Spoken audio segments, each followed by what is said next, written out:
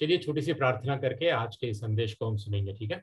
प्यारे परमेश्वर, हम तेरा धन्यवाद करते हैं कि तूने आज सभी को इकट्ठा किया है तेरे वचन के द्वारा हमसे बातें करने के लिए, हमें सिखाने के लिए। और पिता, पिछले हफ्ते जैसे हमने मसीह हमारा आदर्श, हमारे क्लेशों में, हमारे मुसीबतों में किस तरह मसीह हमारे लिए आदर्श को छोड़ गया कि हम उसके पद चिन्हों पर चले, हमने सीखा है। हम तेरा धन्यवाद करते हैं। और आज के दिन मसीह हमारा विकल्प, इस बारे में हम सीखने वाले हैं। हमसे बात कर, हमें उत्साहित कर पिता। तेरे वचन की सच्चाई को विश्वास योग्यता से समझाने के लिए तू मेरी मदद कर। अपने पवित्र आत्मा की अगुवाई में तू हमें आगे बढ़ा पिता। केवल हम वचन को सुने नहीं, परंतु वचन पर चलने वाले भी हमें बना। हमारी मदद कर पिता, सहायता कर। तुझ पर हम निर्भर है और विनती करते हैं कि आज इस वचन से पिता हमारे मनों को तू उत्साहित कर, हमसे बात कर। तेरे चरणों में हम सभी को और इस आगे के समय को भी तेरे चरणों में हम रखते हुए यीशु मसीह के नाम से हम मांगते हैं परम पिता, आमीन। तो फिर से सभी को जय मसीह की। आज का जो संदेश है मसीह हमारा विकल्प, जैसा आप स्क्रीन पे देख रहे हैं, 1 पत्रस का 2 का 24 और 25, ये 2 वचन से हम देखने वाले हैं। पिछले हफ्ते हमने देखा मसीह हमारा आदर्श, क्राइस्ट आवर एग्जाम्पल। किस रीति से मसीह ने दुखों को सहा और हमें आदर्श दिया कि हम उसके पद चिन्हों पर चले, ठीक है। और हमने पिछले हफ्ते देखा भी कि हमारी जो बुलाहट है, केवल ये नहीं है कि परमेश्वर तुम्हें केवल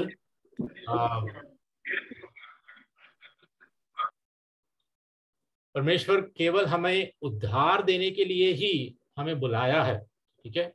हमने देखा कि हमारे जो दुख उठाने का समय है, या दुखों को या मुसीबतों का सामना करने का जो समय हमारे जीवन में आता है, वो भी हमारी बुलाहट है, ठीक है। ऐसी बुलाहट को हमें भूलना नहीं है।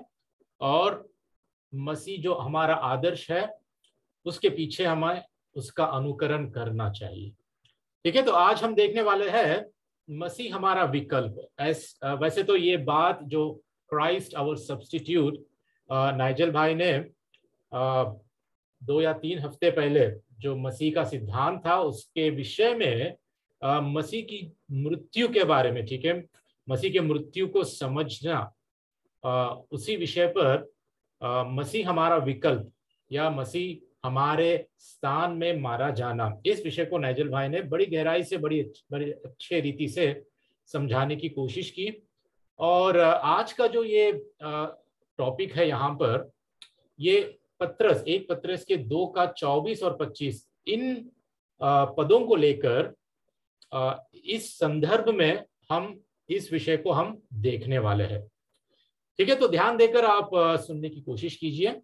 उम्मीद करता हूं आज का वचन आपके लिए बहुत ही फायदेमंद रहेगा और परमेश्वर आपकी आंखों को खोलेगा, क्योंकि कुछ ऐसी सच्चाइयों को हम देखने वाले हैं जो काफी लोग मसीहत में आज बड़े दूसरे विचारों में, ठीक है।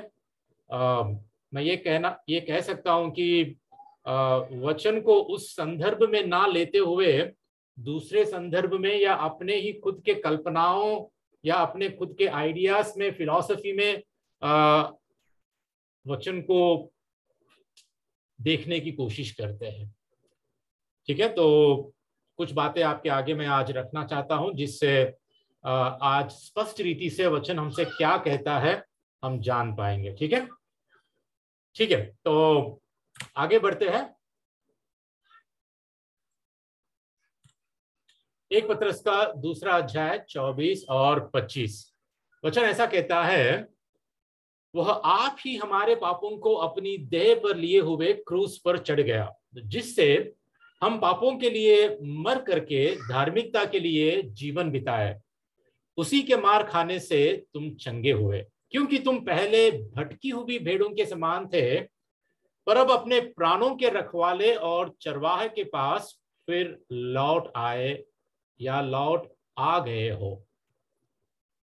ठीक है, तो देखते हैं 24 में वचन क्या कहता है। ठीक है, 24 में वचन ऐसा कहता है कि वह आप ही हमारे पापों को अपनी देह पर लिए हुए क्रूस पर चढ़ गया। जैसा मैंने आप बताया था, ये जो वचन है यहाँ पर इस बात को पुष्टि करते हुए हमें ये सिखाता है कि प्रभु यीशु मसीह, ठीक है, वो हमारे स्थान पर मारा गया, जिसको हम इंग्लिश में सब्स्टिट्यूशन कहते हैं या विकल्प कहते हैं या प्रतिस्थापना कहते हैं, या जैसा सब्स्टिट्यूशन है यहाँ पर, विकल्प एक अच्छा शब्द है जिसको अल्टरनेटिव या हमारे स्थान पर मारा जाना, इस बात को ये दर्शाता है।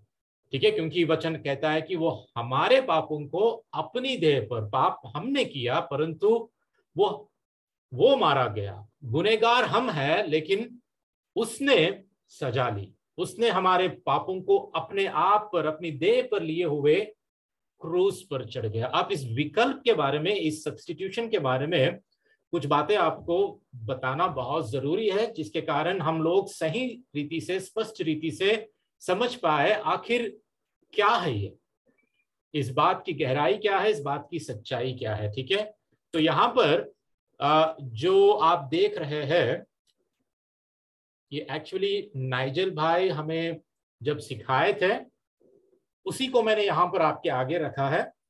तो थोड़ा सा यहाँ पर मैं आपको बता देता हूँ, एक्सप्लेन कर देता हूँ, ताकि ये बात और भी स्पष्ट रीति से हम सभी को समझ में आए।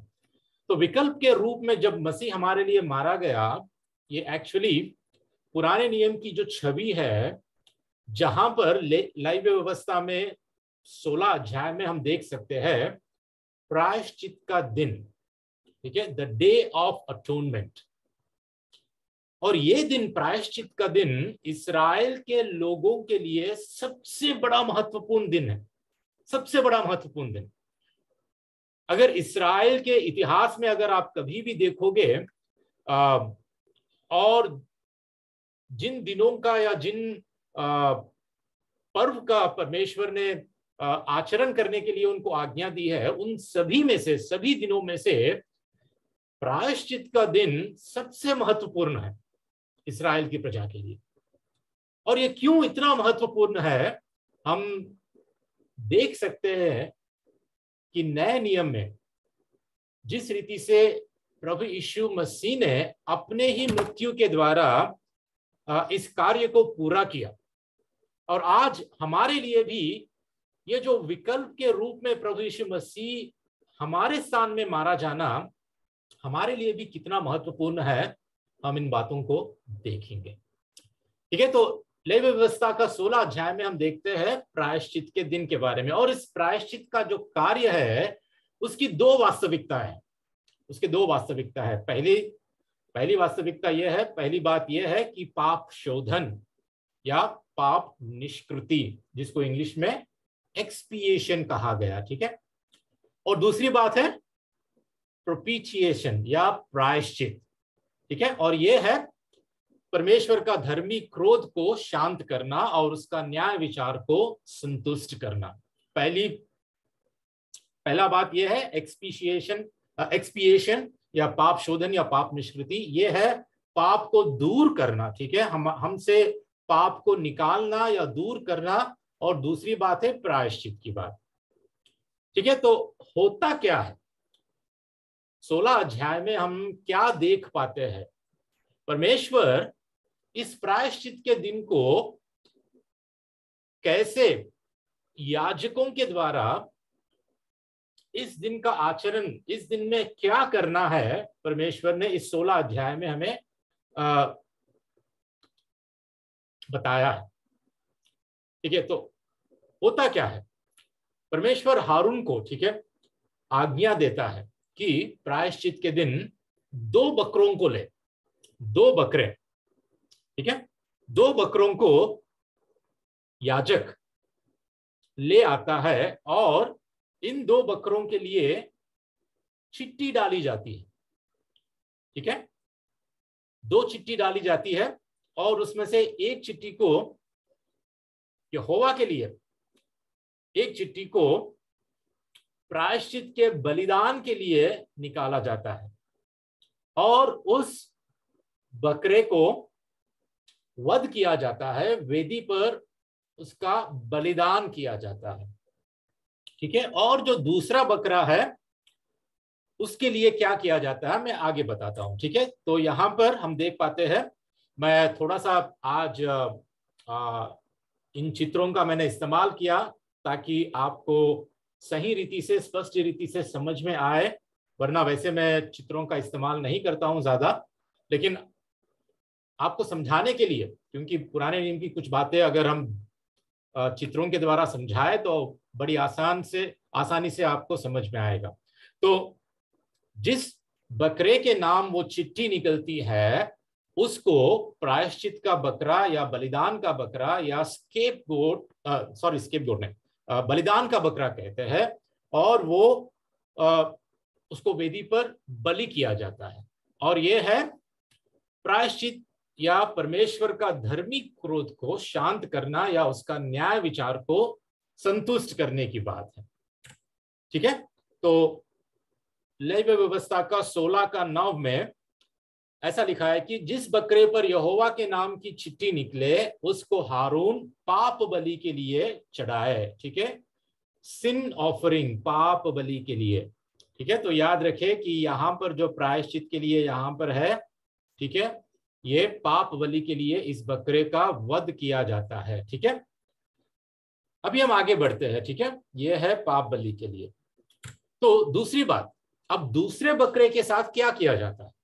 दूसरे बकरे के साथ हम पढ़ते हैं 21 और 22 में, हारून अपने दोनों हाथों को जीवित बकरे पर रखकर इस्राएलियों के सब अधर्म के कामों और उनके सब अपराधों अर्थात उनके सारे पापों को अंगीकार करे। तो क्या कर रहा है यहां पर हारून? सबसे पहले अपने हाथ रख रहा है इस बकरे पर। ठीक है, जो दूसरा जीवित बकरा है। ठीक है, जीवित बकरे पर हाथ रखकर इस्राएल के सब अधर्म के कामों और उनके सब अपराधों अर्थात उनके सारे पापों को वो अंगीकार कर रहा है और उनको बकरे के सिर पर धरकर उसको किसी मनुष्य के हाथ जो इस काम के लिए तैयार हो जंगल में भेजकर छुड़वा दे। ठीक है, तो ये बकरा क्या हो रहा है? इस बकरे पर हाथ जब हारून रखकर सारे अपराध और पापों को अंगीकार कर रहा है तो ये हस्तांतर हो रहा है, इट्स गेटिंग ट्रांसफर्ड। सारे इजराइल के पाप इस बकरे पर हस्तांतर हो रहे हैं, ट्रांसफर किए जा रहे हैं और इस बकरे को किसी इंसान, किसी मनुष्य के हाथ जंगल में भेजकर उसको वहां पर छोड़ देते हैं और ये इतनी दूर छोड़ देते हैं कि वो किसी को पता भी ना चले कि ये कहां पर है। वो बकरा उनके सब अधर्म के कामों को, ठीक है, 22 वचन क्या कहता है? वो बकरा उनके सब अधर्म के कामों को अपने ऊपर लादे हुए, ठीक है, यहां पर जो हम देख रहे हैं विकल्प, वो हमारे स्थान पर मारा जाना, उसी रीति वो अधर्म के कामों को वो बकरा अपने ऊपर लादे हुए किसी निर्जन देश में उठा ले जाएगा। इसीलिए वह मनुष्य उस बकरे को जंगल में छोड़ दे।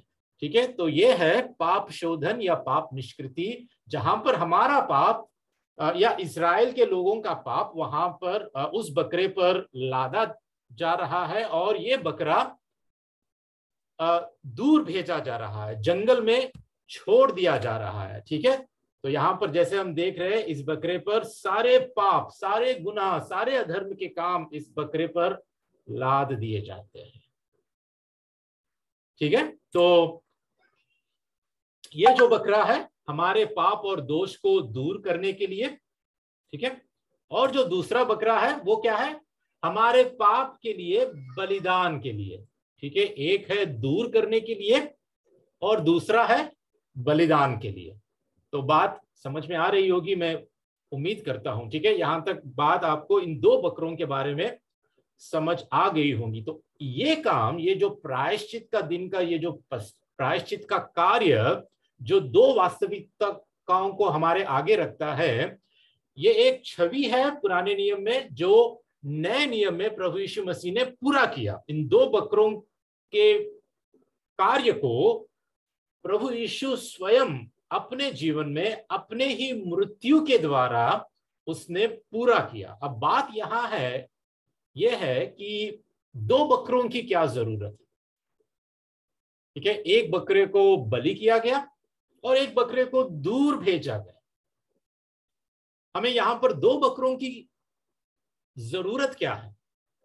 अब ये बात को थोड़ा हमें समझना बहुत जरूरी है, क्योंकि ये दो बकरों का कार्य खुद यीशु मसीह ने स्वयं पूरा किया।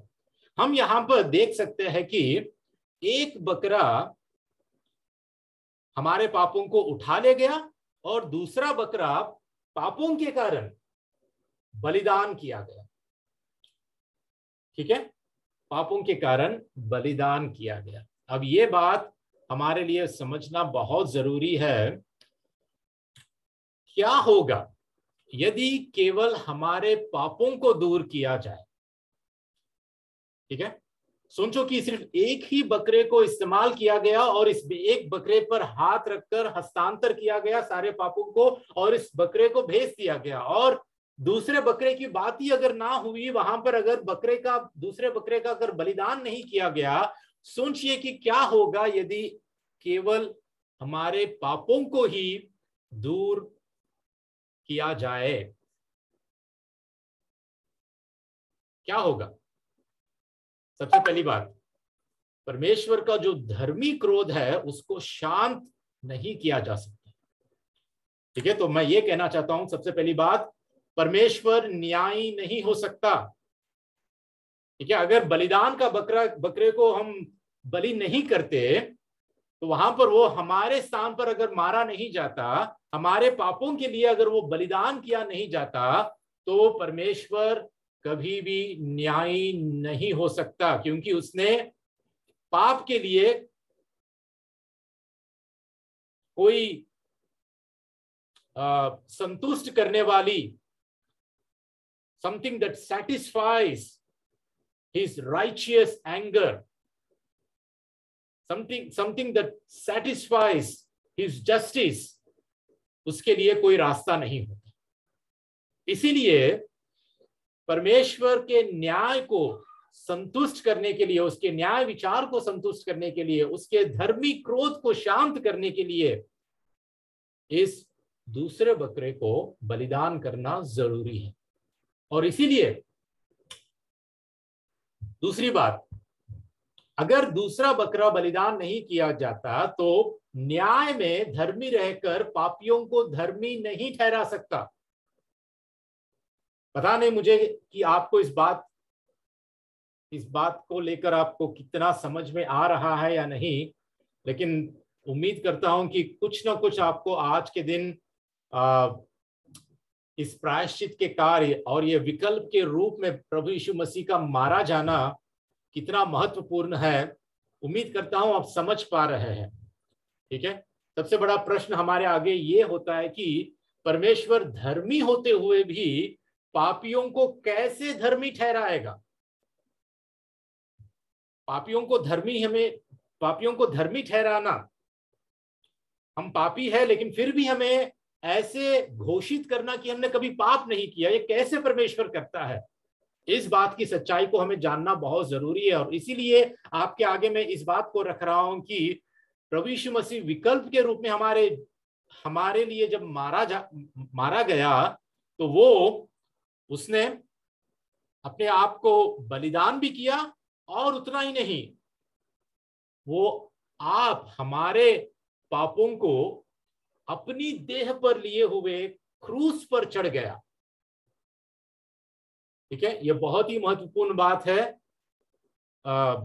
हमें समझना बहुत जरूरी है। वरना अगर दो भी बकरे यहां पर कार्य नहीं करते तो एक है परमेश्वर न्यायी नहीं हो सकता। ठीक है, और दूसरी बात, परमेश्वर न्याय में धर्मी रहकर पापियों को धर्मी नहीं ठहरा सकता। ठीक है, इसीलिए यह बहुत जरूरी है कि इस विकल्प के रूप में जो मसीह हमारे लिए हमारे स्थान पर मारा गया, इसको हमें समझना चाहिए। ठीक है, कई लोग या मैंने सुना थोड़े लोग जो अन्य धर्म वाले हैं, अन्य जाति वाले हैं, वो लोग कहते हैं कि क्या एक इंसान को मरना जरूरी था क्या? एक ईश्वर मानव को, एक यीशु मसीह जैसे एक ऐसे इंसान को क्रूस पर मरना जरूरी था क्या? क्या परमेश्वर चाहे तो हमारे पापों को ऐसे ही माफ नहीं कर सकता क्या? परमेश्वर तो कुछ भी कर सकता है, परमेश्वर के लिए नामुमकिन कुछ भी नहीं है। परमेश्वर चाहे तो हमारे पापों को ऐसे ही, चलो तुम्हें मैं माफ कर दूंगा, कोई बात नहीं, मैंने तुम्हें माफ कर दिया, ऐसे ही क्या परमेश्वर हमारे पापों को माफ नहीं कर सकता क्या? लोग ऐसे तर्क करते हैं और कहते हैं कि यीशु मसीह का मारा जाना हमारे पापों के लिए आवश्यक नहीं है। लेकिन दोस्तों, जब हम परमेश्वर के चरित्र को, परमेश्वर के गुणों को जब हम जानने की कोशिश करते हैं, परमेश्वर केवल प्रेम में ही हमारे पापों को माफ नहीं करता। परमेश्वर धर्मी है, परमेश्वर न्यायी है, और इसीलिए परमेश्वर पवित्र है, इसीलिए उसके धर्मी क्रोध को, उसके न्याय विचार को संतुष्ट करने के लिए, पूरी रीति से सेटिस्फाई करने के लिए, उसके न्याय को पूरा करने के लिए बलिदान होना जरूरी है। ठीक है, तो याद रखें, केवल हमारे पापों को उठा ही नहीं ले गया प्रभु यीशु मसीह, लेकिन वो हमारे स्थान में बलिदान हुआ ताकि हमें उद्धार दे पाए। ठीक है, तो हम आगे बढ़ते हैं। लिखा है जिससे हम पापों के लिए मर करके धार्मिकता के लिए जीवन बिताए।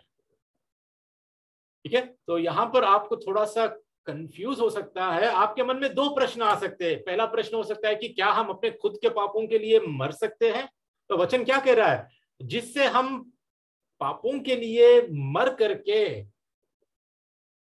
क्या मतलब है इसका? क्या मसीह हमारे पापों के लिए नहीं मरा? तो फिर यहां वचन ऐसे क्यों कहता है कि प्रभु यीशु जो विकल्प के रूप में मारा गया, हमारे लिए क्रूस पर वो चढ़ गया, जिससे हम पापों के लिए मर करके, क्या मतलब है इसका? क्या मतलब हो सकता है इसका? कि क्या हमें भी हमारे पापों के लिए उस क्रूस पर मरना पड़ेगा?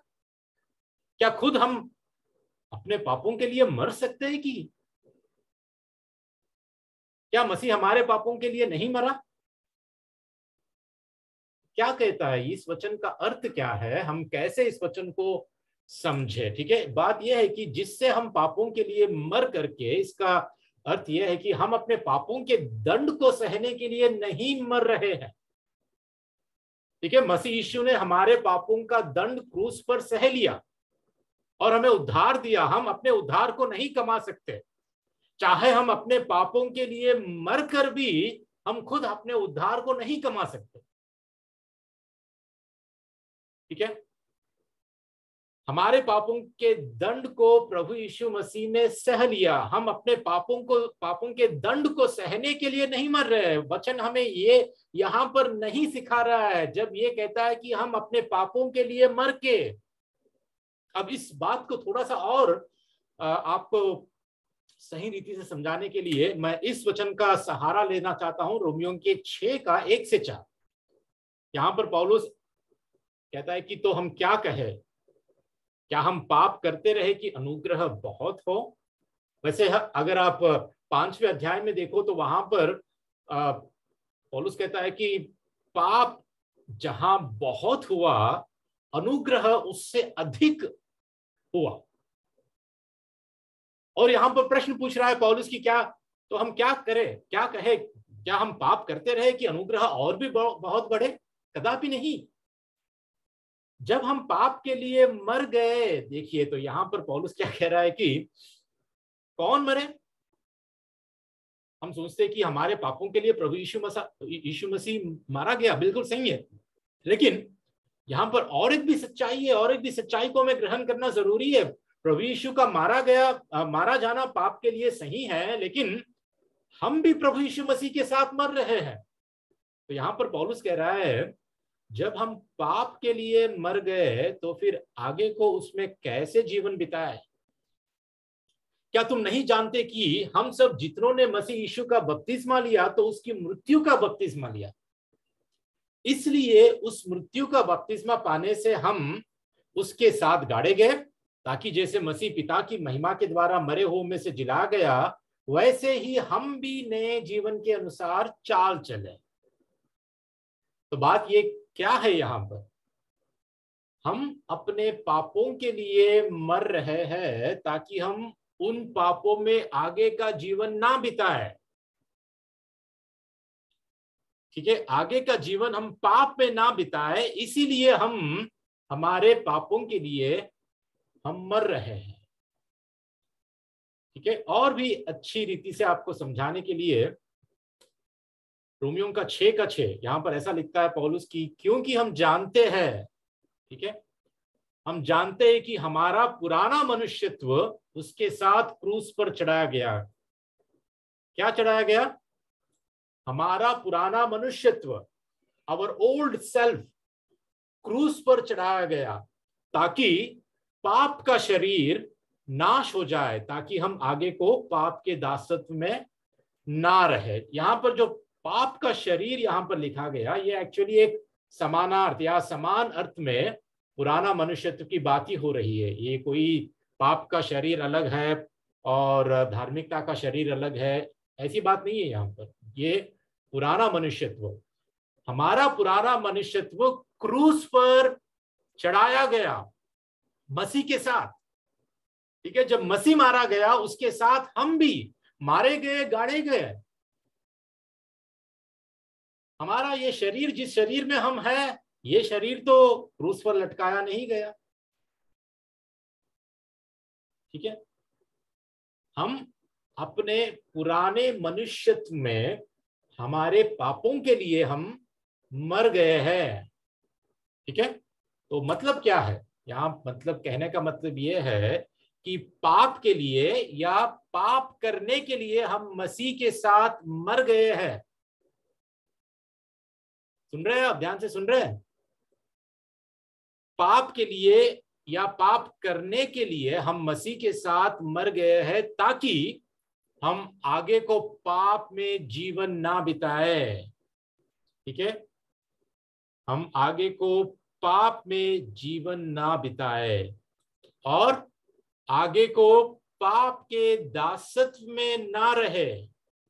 इसी कारण हम मर रहे हैं, इसी कारण हम भी क्रूस पर उस पुराने मनुष्यत्व को चढ़ा दिया है।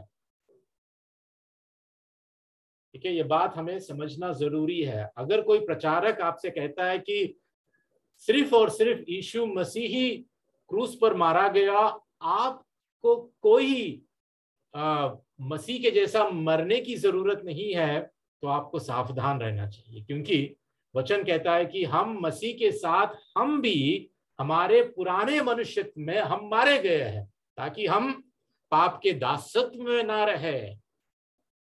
ठीक है, तो बात यह है कि हम पुराने मनुष्यत्व को क्रूस पर हमने चढ़ा दिया है। और जैसा मैंने यहां पर स्क्रीन पर आपको दिखा रहा हूं, हमारे पास एक दूसरे से लड़ने वाले दो स्वभाव नहीं है। याद रखिए, जब हमारा उद्धार होता है, जब हम नया जन्म पाते हैं, परमेश्वर हमारे पत्थर जैसे हमारे दिल को, हमारे हृदय को निकालकर हमें मांस का हृदय देता है। हमारे पुराने मनुष्यत्व को क्रूस पर चढ़ाया जाता है और हमें नया मनुष्यत्व दिया जाता है। हमें एक नया स्वभाव, एक नई प्रकृति हमारे अंदर परमेश्वर उत्पन्न करता है। We become new creatures with new nature. ठीक है, अगर कोई कहता है कि तुम्हारा पुराना मनुष्यत्व भी, तुम्हारा पुराना स्वभाव भी अभी भी तुम्हारे अंदर जीवित है, तो इसका मतलब है कि हमने उद्धार पाया ही नहीं। और इसीलिए मैं कहता हूं कि हमारे पास एक दूसरे से लड़ने वाले दो स्वभाव नहीं है। हमें परमेश्वर के छुटकारे के कार्य के द्वारा एक नया हृदय और एक नया स्वभाव दिया गया है, ठीक है। और क्योंकि हमारा पुराना मनुष्यत्व क्रूस पर चढ़ाया गया और क्योंकि हमें एक नया स्वभाव, एक नई प्रकृति हमें दी गई है, हम मसीह में एक नई सृष्टि है, इसीलिए हम पाप पर विजय पाते हैं। पाप पर विजय पाने का सबसे बड़ा कारण यह है कि परमेश्वर के अनुग्रह से उसके छुटकारे के कार्य के द्वारा हमारे अंदर एक नया हृदय, एक नया स्वभाव परमेश्वर ने हमें दिया है, ठीक है। जबकि हमारा पुराना मनुष्यत्व क्रूस पर चढ़ाया गया और ये सब कुछ उसके अनुग्रह के द्वारा हुआ, क्योंकि आज हम उसके अनुग्रह में हैं और इसी कारण पाप आज हम पर प्रबल नहीं हो सकता, ठीक है। लेकिन यहां पर एक बात ध्यान से सुनिए, ये जो नया स्वभाव हमारा है, नया स्वभाव जो हमें दिया गया है, ये नया स्वभाव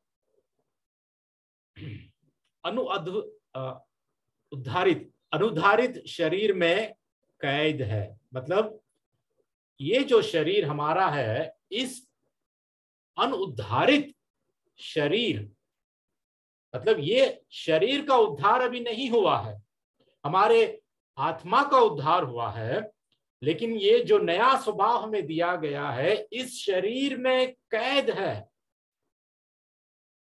क्योंकि हम अभी भी इस शरीर में हैं, इस शरीर में हम जीवन जी रहे हैं और जब तक उद्धार का कार्य पूरा नहीं होगा, जब तक हमारे शरीर को भी महिमान्वित नहीं किया जाएगा, तब तक ये हमारा स्वभाव, ये नया स्वभाव इसी शरीर में कैद है। इसीलिए हम पाप के प्रभाव को हमारे जीवन में देख पाते हैं। अभी भी हम पाप से लड़ रहे हैं, अभी भी हम पाप को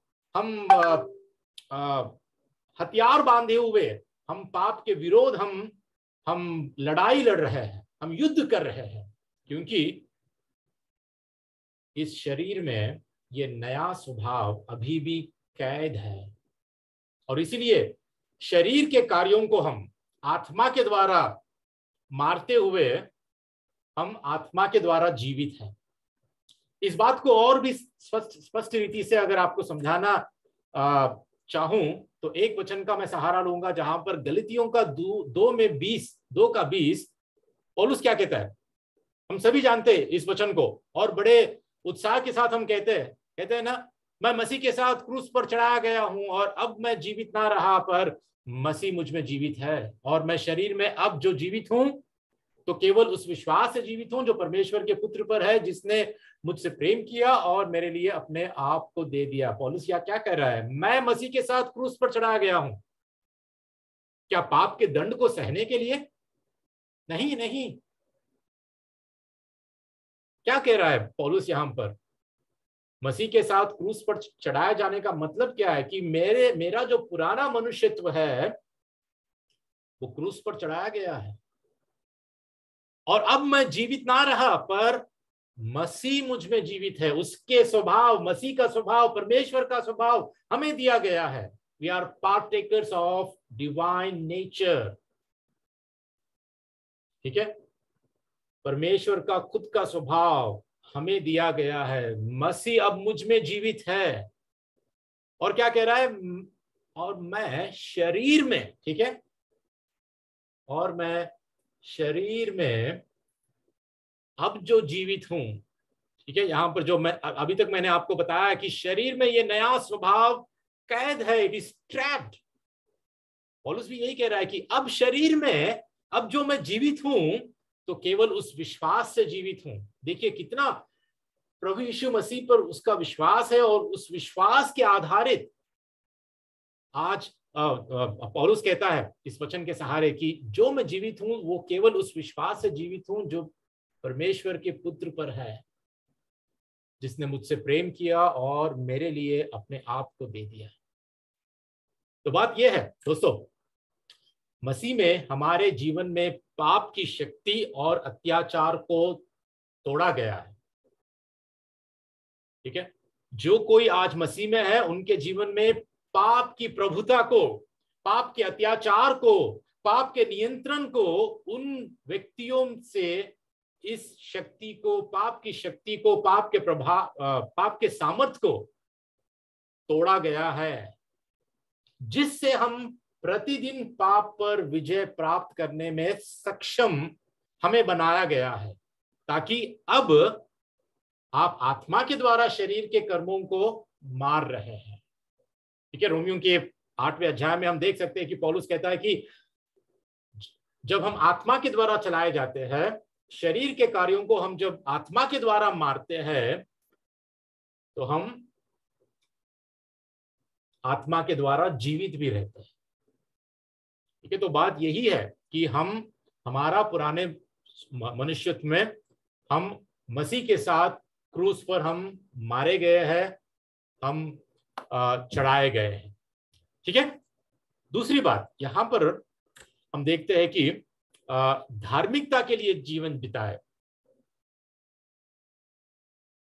हम अपने पापों के लिए मर के धार्मिकता के लिए जीवन बिताए। ठीक है, तो ये वचन हमें क्या समझाने की कोशिश कर रहा है? धार्मिकता के लिए जीवन बिताना किस रीति से? देखिए, प्रत्येक संत जो उद्धार प्राप्त व्यक्ति है, पूरी तरह से और हमेशा के लिए परमेश्वर के सामने स्थिति में, ठीक है, अपनी स्थिति में या पोजिशनली धर्मी है। ठीक है, ध्यान से सुनिए वरना आपको समझ में नहीं आएगा। धार्मिकता के लिए जीवन बिताए, इसका मतलब हम कैसे समझ सकते हैं? जब हम उद्धार पाए हैं तो पूरी रीति से और हमेशा के लिए हम परमेश्वर के आगे, हमें परमेश्वर ने धर्मी ठहराया है। हमारी स्थिति में, हमारे पोजीशन में, ठीक है, हमें परमेश्वर ने धर्मी ठहराया, हमें डिक्लेयर कर दिया है। ठीक है, और ये सिर्फ और सिर्फ मसीह के कार्य के आधारित, उसके जीवन, मृत्यु, पुनरुत्थान के आधारित हमें धर्मी ठहराया गया है।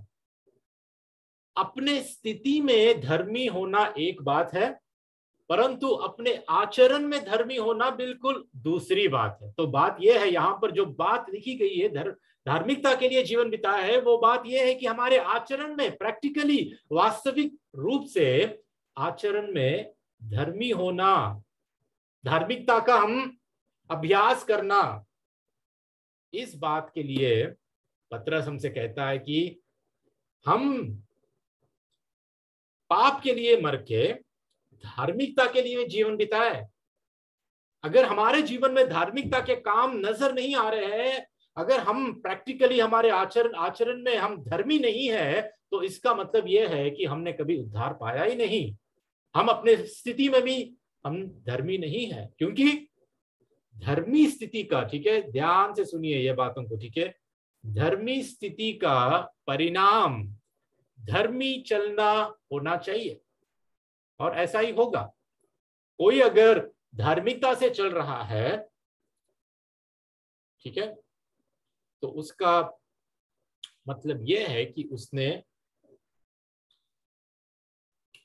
सच में उद्धार पाया है और अपनी स्थिति में परमेश्वर के सामने वो धर्मी ठहराया गया है। और जो इस रीति से धर्मी ठहराया गया है, या परमेश्वर के सामने स्थिति में जो धर्मी है, उसका परिणाम क्या होता है कि वो धार्मिकता के रास्ते पे वो चलता है। इसी वचन की पुष्टि करते हुए यूहन्ना कहता है, पहले यूहन्ना का 2:29 में, यदि तुम जानते हो कि वह धर्मी है, तो यह भी जानते हो कि जो कोई धार्मिकता का काम करता है वह उससे जन्मा है। आप सोच रहे होंगे कि मेरा नया जन्म हुआ है। मैंने उद्धार पाया है, मेरा सच में अगर नया जन्म हुआ है, तो इसका क्या चिन्ह है, क्या एविडेंस है, इसका क्या सबूत है? यूहन्ना कहता है कि यदि तुम जानते हो कि परमेश्वर धर्मी है, वह धर्मी है, तो यह भी जानते हो कि जो कोई धार्मिकता का काम करता है, मतलब जो अपने प्रैक्टिकली, अपने व्यवहारिक जीवन में, आचरण में जो धर्मी बना रहता है, वह उससे जन्मा है, वह परमेश्वर से जन्मा है। This is how we know. अगर कोई धार्मिकता का काम नहीं करता है, that means he is not born again, is not born of God. ठीक है, तो पतरस यहां पर हमें मसीह के विकल्प के रूप में मारे जाने का ये कारण बता रहा है कि ताकि हम भी अपने पापों के लिए मर के धार्मिकता के लिए जीवन बिताएं। ठीक है, उम्मीद करता हूं अभी तक इन सारी बातों को आप समझ पाए होंगे। ठीक है, आगे बढ़ना चाहता हूं मैं, और बहुत ही एक इंटरेस्टिंग या रोमांचक बात आपके आगे रखना चाहता हूं। ठीक है, क्योंकि ये बहुत ही विवादास्पद, या हम कह सकते हैं कि ऐसा वचन है जो हम बार बार, ठीक है, कई बार, खासकर हम जब चंगाई के बारे में हम प्रार्थना करते हैं, हम इस बात को हम बहुत ही इस्तेमाल करते हैं। ठीक है, क्या कह रहा है वचन? वह आप ही हमारे पापों को अपनी देह पर लिए हुए क्रूस पर चढ़ गया, जिससे हम पापों के लिए मर के धार्मिकता के लिए जीवन बिताए, उसी के मार खाने से तुम चंगे हुए, उसी के मार खाने से तुम चंगे हो। और फिर 25 वचन ये कहता है कि क्योंकि तुम पहले भटकी हुई भेड़ों के समान थे, पर अब अपने प्राणों के रखवाले और चरवाहे के पास फिर लौट आ गए हो। तो दोस्तों, उसी के मार खाने से तुम चंगे हुए, क्या ये शारीरिक चंगाई के बारे में यहां पर पतरस कह रहा है? हम प्रार्थना करते हैं ना कि परमेश्वर तेरे मार खाने से हम अपने इस बीमारी से हम छुटकारा, इस बीमारी से हम चंगे हो गए, हमें तो चंगाई दे, क्योंकि तेरा वचन कहता है कि तेरे मार खाने से हम चंगे हो गए, है ना? जब इस वचन को मैं भी नहीं जानता था, तो मैं भी कई बार ऐसा मैंने प्रार्थना की, कई बार मैंने इस रीति से प्रार्थना की। ठीक है, लेकिन मैं आपको बताना चाहता हूं, ठीक है, देखिए, संदर्भ के सरल अवलोकन से कोई यह समझ सकता है कि पतरस इस पद में शारीरिक चंगाई का उल्लेख नहीं कर रहा है, जैसे कि कुछ दावा करते हैं। क्या आपको इस वचन में, यहां पर जो वचन है, इन दो पदों में, क्या आपको कहीं पर भी शारीरिक चंगाई के बारे में आपको कहीं दिख रहा है? इस संदर्भ में क्या हम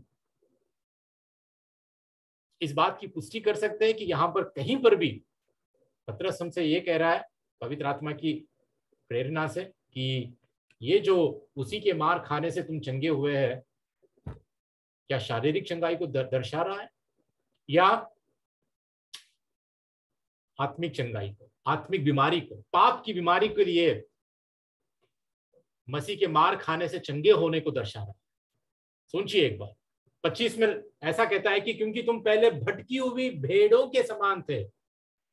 ये नहीं कह रहा है कि तुम पहले शारीरिक रूप से बीमार भेड़ों के समान थे। संदर्भ में अगर हम देखते हैं तो पतरस इस पद में शारीरिक चंगाई का उल्लेख नहीं कर रहा है। ठीक है, कुछ लोग झूठी शिक्षा देते हैं कि यशाया का 53 और मत्ती का 8 के संदर्भ में प्रायश्चित करने में शारीरिक चंगाई मौजूद है। There is physical healing in the work of atonement. ठीक है, जहां पर ये पतरस का पहले पतरस का दूसरे अध्याय का 24 और 25 को लेते हुए थोड़े लोग ये झूठी शिक्षा देते हैं, क्योंकि इसको क्रॉस रेफरेंस में यशाया के 53 और मत्ती के 8, इन दोनों को संदर्भ में लाते हुए प्रायश्चित के कार्य में शारीरिक चंगाई मौजूद है, इस रीति से प्रचार करते हैं। और देखिए कि आज कितने कलीसियाओं में कितने लोग इसी पर विश्वास करते हैं और इसी के कारण यही मानते हैं कि मसीह के मारे जाने में, उसके प्रायश्चित कार्य में शारीरिक चंगाई भी मौजूद है। ठीक है, अंत तक सुनिए मेरी बात, वरना आप भटक सकते हैं। ठीक है, तो यशायाह का जो 53 अध्याय का जो वचन है और जो मत्ती का 8वां वचन, ठीक है, 8वें अध्याय का मैं आपके आगे रखना चाहता हूं। यशायाह का जो 53 अध्याय का उसका 5वां पद, परंतु वो हमारे ही अपराधों के कारण घायल किया गया, वह हमारे अधर्म के कामों के कारण कुचला गया, हमारी ही शांति के लिए उस पर तड़ना पड़ी कि उसके कोड़े खाने से हम लोग चंगे हो गए। ठीक है, उसके कोड़े खाने से हम लोग चंगे हो गए। इसी बात को यशायाह के संदर्भ में निकालते हैं और इसको यहां पर हम लोग मत्ती के 8 में भी जो ये प्रचार करते हैं कि उसके कोड़े खाने से हमें शारीरिक चंगाई होती है, तो इस संदर्भ में इन दोनों वचनों को एक साथ रखते हुए थोड़े लोग इस बात का विश्वास करते हैं। और इस बात में मत्ती के 8 में जब संध्या हुई तब वे उसके पास बहुत से लोगों को लाए जिनमें दुष्ट आत्माएं थी, और उसने उन आत्माओं को अपने वचन से निकाल दिया और सब बीमारों को चंगा किया। ठीक है, अब यहां पे सब बीमारों को चंगा किया, क्योंकि प्रभु यीशु ने सभी बीमारों को चंगा किया। और इसी के संदर्भ में ये वचन, ठीक है, 17 में जो ये वचन है, ताकि जो वचन यशायाह भविष्यद्वक्ता के द्वारा कहा गया था वो पूरा हो। उसने आप हमारी दुर्बलताओं को ले लिया और हमारी बीमारियों को उठा लिया। ठीक है, अब इस बात को लेकर कई लोग विश्वास करते हैं और इन दो वचनों को जोड़कर ये कहते हैं कि मसीह के प्रायश्चित कार्य में शारीरिक चंगाई भी मौजूद है। ठीक है, लेकिन जब पतरस हमें साफ साफ यह लिख रहा है, जो वचन अभी तक हमने देखा वहां पर कोई भी शारीरिक चंगाई के बारे में नहीं है, तो हम कैसे इन वचनों को समझें? यशायाह के 53 और मत्ती के 8 का इन दो वचनों को कैसे हम साथ में रखकर किस रीति से इन वचनों को हम समझें? आपके आगे इस बात को मैं रखना चाहता हूं। ध्यान दे कि मत्ती का 8 का 17 का संदर्भ, ठीक है, ये संदर्भ स्पष्ट रूप से यीशु की अपनी संसारिक सेविकाई के दौरान चंगाई की गतिविधि है। ठीक है, it is a healing activity during the earthly ministry of Jesus Christ. उसके संसारिक सेविकाई के दौरान उसने ये चंगाई का कार्य किया। ठीक है, ध्यान दे, संदर्भ ये है कि वो अभी तक मारा नहीं गया, उसने कोड़े नहीं खाए। ये जब काम हो रहा था, ये जो चंगाई का काम हो रहा था, जब प्रभु यीशु मसीह क्रूस पर ना चढ़ा, कोड़े नहीं खाए, लेकिन वो अपनी सेविकाई के दौरान चंगाई का काम कर रहा था, चंगाई दे रहा था। ठीक है, ताकि यशायाह के 53 के 4 में भविष्यवाणी पूरी हो। ठीक है, इसका मकसद क्या है कि भविष्यवाणी को पूरा करने के लिए, ठीक है, और ध्यान दे कि पद 17 में ताकि, ठीक है, इन ऑर्डर टू, ताकि से शुरू होता है और यशायाह की भविष्यवाणी को पूरा करने के लिए अभी अभी बताए गए चंगाई का संकेत दिया गया है। उम्मीद करता हूं आपको समझ में आ रहा है ये संदर्भ क्या है और ये बात क्या है। चंगाई यहां पर प्रभु यीशु मसीह इसलिए दे रहा है ताकि यशायाह की भविष्यवाणी पूरी हो, लेकिन यहां पर यह नहीं कह रहा है कि उसके कोड़े खाने से तुम चंगे हो गए हो। प्रभु यीशु मसीह ने अभी तक कोड़े नहीं खाए। ठीक है, ध्यान से सुनिए, यीशु ने यह चंगाई कब किया? जो यशायाह की भविष्यवाणी को पूरा किया। यह स्पष्ट रूप से क्रूस पर मसीह के प्रायश्चित कार्य से पहले था। मुद्दा यह है कि इस जीवन में शारीरिक चंगाई मसीह के प्रायश्चित कार्य में निहित या इनहेरेंट या अपने आप में या प्रतिज्ञात या प्रॉमिस्ड नहीं है। परमेश्वर ने कहीं पर भी ये आपको वादा नहीं किया कि मसीह के प्रायश्चित कार्य में जरूर आपके लिए शारीरिक चंगाई है।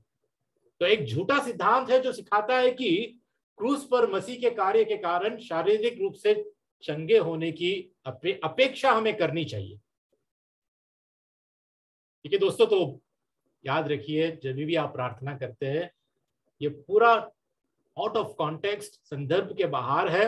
ये जो मत्ती के 8 में हो रहा है, ये यीशु मसीह के कोड़े खाने से पहले ही है, वो दुख उठाने से पहले ही है, वो मृत्यु को सहने से पहले ही है।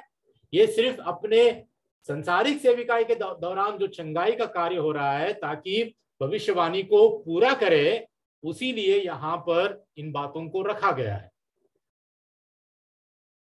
ठीक है, लेकिन बात यह है, ध्यान से सुनिए, अब बात यह है कि परमेश्वर शारीरिक बीमारियों को ठीक कर सकता है आज भी।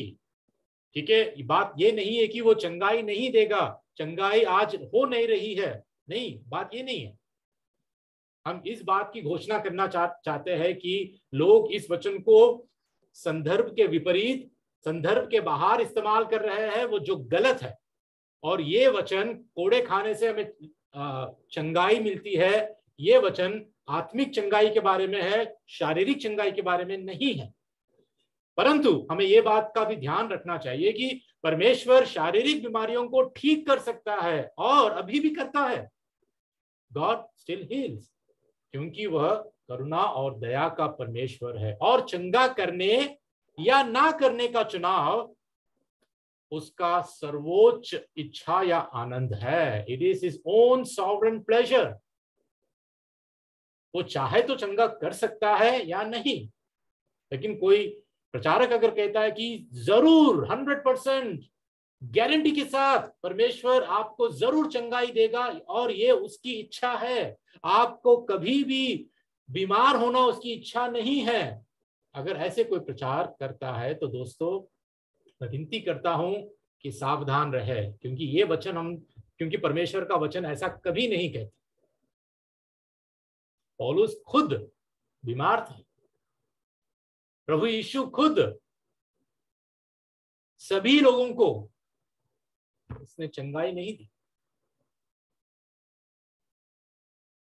ठीक है, तो ध्यान दे, इस वचन को जब भी आप अपनी प्रार्थनाओं में इस्तेमाल करते हैं, आप ध्यान दें। ठीक है, अंत में ठीक है, जो 25 वचन है, क्या कहता है कि क्योंकि तुम पहले भटकी हुई भेड़ों के समान थे, पर अब अपने प्राणों के रखवाले और चरवाहा के पास फिर लौट आए हो। ठीक है, ये हम देखते हैं कि यशायाह का 53 का 5वां वचन कहता है कि हम तो सब के सब भेड़ों के समान भटक गए थे, हम में से हर एक ने अपना अपना मार्ग लिया। तो क्या अर्थ है भटकी हुई भेड़ों को जब वचन कहता है? तो सच से भटक जाना या धोखा खाना। ठीक है, ये भेड़े या उन भेड़ों में हम भी है, जो हम एक दिन सच्चाई से हम भटक गए थे, प्रभु यीशु मसीह के उद्धार की सच्चाई से हम भटक गए, खुद अपने पाप की सच्चाई से हम भटक गए थे। हम कितने भ्रष्ट है, कितने हम पाप की भ्रष्टता में हम खोए हुए हैं, हम इस सच्चाई से भटके हैं। ठीक है, तो भटकी हुई भेड़ों के समान हम सब थे, और वचन कहता है कि तुम लौट आए हो। लौट आने का अर्थ क्या है? पश्चाताप और परिवर्तन के साथ ये शब्द जुड़ा हुआ है कि कोई अगर लौट आएगा, जैसे कि खोया हुआ पुत्र, जो उड़ाऊ पुत्र था, वो पिता के पास लौट आया है, बिल्कुल उसी तरह यहां पर भी यही शब्द को इस्तेमाल किया गया, और ये पश्चाताप और परिवर्तन के साथ जुड़ा हुआ है कि ये भेड़े लौट आए हैं। ठीक है, किसके पास लौट आए हैं? प्राणों के रखवाले और चरवाहे, वाह, इस शब्द को मतलब इस वचन को सुनकर मेरा भी मन इतना उत्साहित होता है कि हमारे प्राणों का रखवाला और चरवाहा जो मसीह है, जो सच्चा चरवाहा है, वो केवल हमारा चरवाहा ही नहीं है परंतु हमारे प्राणों का रखवाला भी है दोस्तों। कि गार्ड्स, मतलब जब वो हमारा उद्धार करता है, वो केवल हमें उद्धार देकर हमें छोड़ नहीं देता है, वो हमारे उद्धार को जो सुनिश्चित किया है उस उद्धार के कार्य को वो पूरा भी करता है। कैसे? हमारे प्राणों का रखवाला बनकर। कितने अद्भुत परमेश्वर की संतान है हम लोग। ठीक है, तो बात यह है कि ये जो चरवाहा है, एक चरवाहे की झुंड की निगरानी में क्या होता है, ये दो बातें आपके आगे मैं रखना चाहता हूं। चरवाहा जब किसी झुंड की निगरानी करता है, चरवाहा जब किसी भेड़ों के झुंड को चराता है, निगरानी करता है, तो सबसे पहली बात, चरवाहा झुंड को सच्चा, सकारात्मक दिशा और नेतृत्व प्रदान करता है, पहली बात। और उसके साथ साथ चरवाहा क्या करता है? चरवाहा आत्मिक खतरों जैसे पाप, झूठी शिक्षा और झूठे शिक्षकों के प्रति चेतावनी देता है। ठीक है, ये हमारा He is our chief shepherd. Christ is our chief shepherd. ये हमारा प्रधान चरवाहा है, मुख्य चरवाहा है, जो हमें सच्चा और सकारात्मक दिशा और नेतृत्व प्रदान करता है और हमें आत्मिक खतरों से हमें बचाता है। और आज के दिन जो हमारे बीच में चरवाहे भी है या प्राचीन है या जो नेतृत्व करते हैं, हमें ये जो हम अगर झुंड को हम उनकी निगरानी कर रहे हैं, ये हमारे लिए भी सीखने की बात है कि हम झुंड को सच्चाई में, परमेश्वर की वचन की सच्चाई में, एक सकारात्मक दिशा में, एक स्पष्ट और सही दिशा में उनका नेतृत्व करें हम।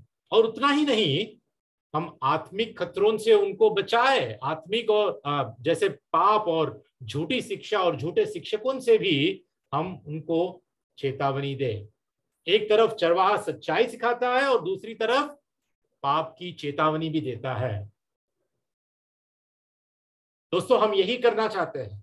अगर हम किसी भेड़ को हम चराते हैं, किसी विश्वासी को हम प्रभु यीशु मसीह में उसके ज्ञान और उसके अनुग्रह में हम किसी को बढ़ाना चाहते हैं, तो हम ये दो काम एक चरवाहे की तरह हम करना चाहते हैं। एक तरफ सच्चाई उसको सिखाना चाहते हैं और दूसरी तरफ पाप की चेतावनी, झूठी शिक्षा की चेतावनी। ये दो काम हमारे लिए बहुत जरूरी है। एक सच्चा चरवाहा ये दो भी काम करता है।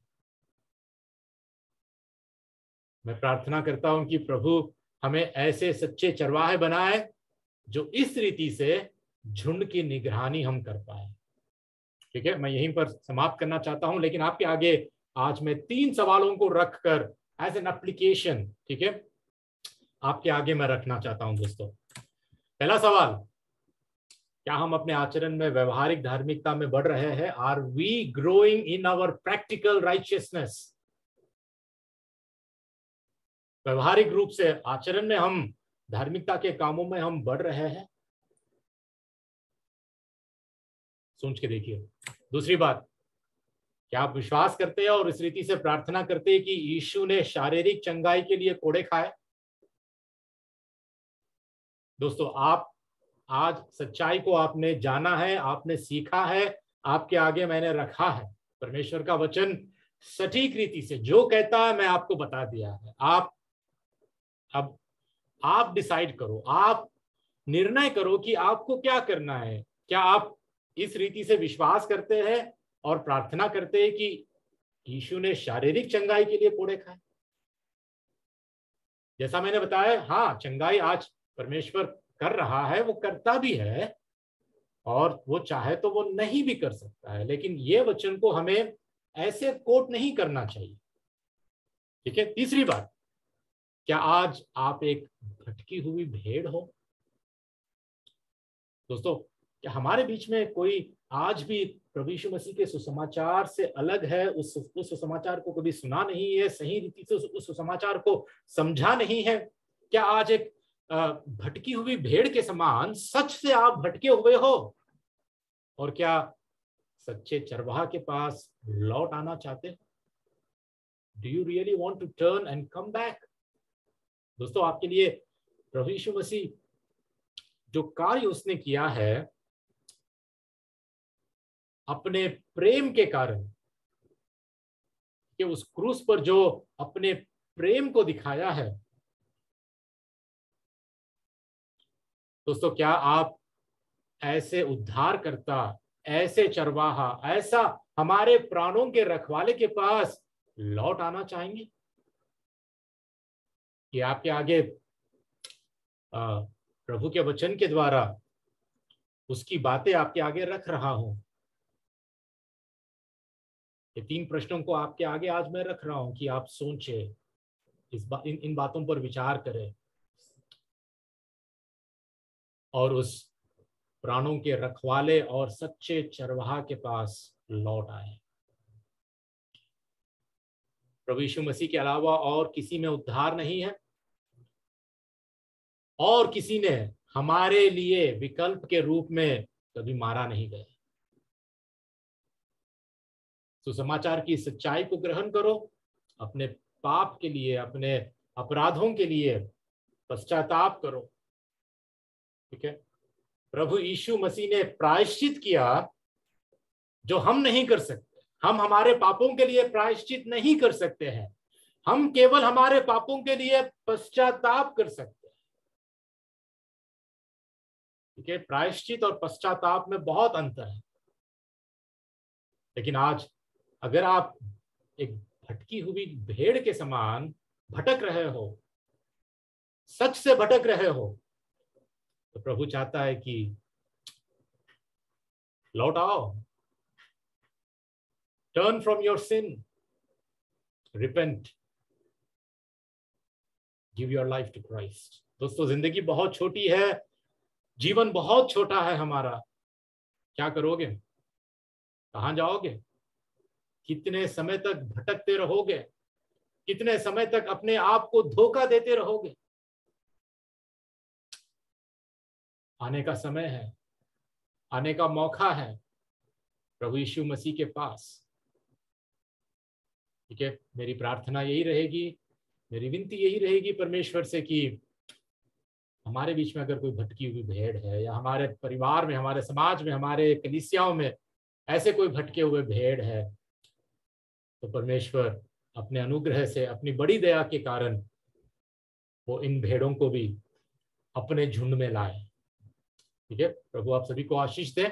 प्रार्थना के साथ चलिए हम समाप्त करेंगे।